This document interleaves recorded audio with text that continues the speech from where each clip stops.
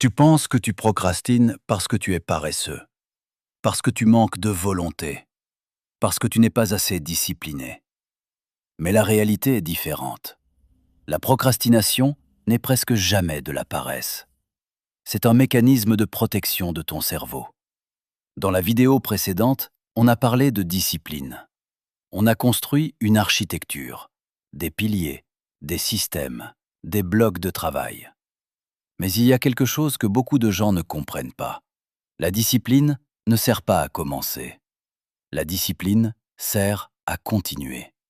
Le vrai problème arrive avant même que le travail commence. Ce moment précis où tu dois ouvrir le document, commencer le projet, faire la première action. Et soudain, tu bloques. Tu regardes ton téléphone. Tu ouvres un autre onglet. Tu te dis que tu commenceras plus tard. Et tu penses que c'est de la paresse. Mais ce qui se passe réellement est plus profond. Quand une tâche est trop grande, trop floue ou que l'enjeu est trop élevé, ton cerveau l'aperçoit comme une menace. Une zone du cerveau appelée l'amygdale s'active. Et quand elle s'active, elle déclenche une réaction simple. Réduire le stress le plus vite possible. La solution la plus facile pour ton cerveau? Éviter la tâche. C'est exactement ça, la procrastination.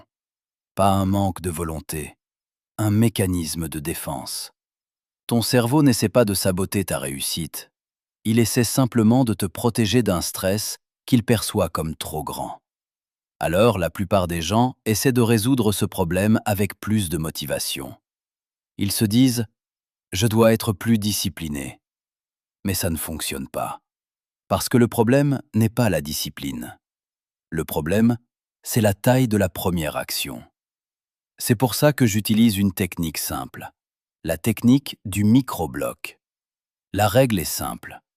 Ne te dis jamais « je vais travailler 4 heures ». Pour ton cerveau, c'est une montagne. Il va résister immédiatement. À la place, dis-toi « je m'engage pour 4 minutes ». 4 minutes, pas plus. Tu ouvres le document. Tu écris une phrase.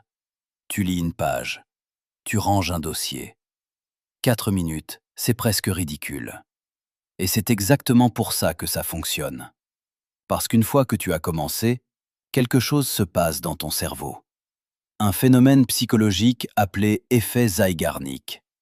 Le cerveau déteste laisser une tâche inachevée. Donc une fois la première brique posée, l'inertie disparaît. C'est comme pousser une voiture. Le plus dur n'est pas de la faire rouler. Le plus dur, c'est le premier mouvement.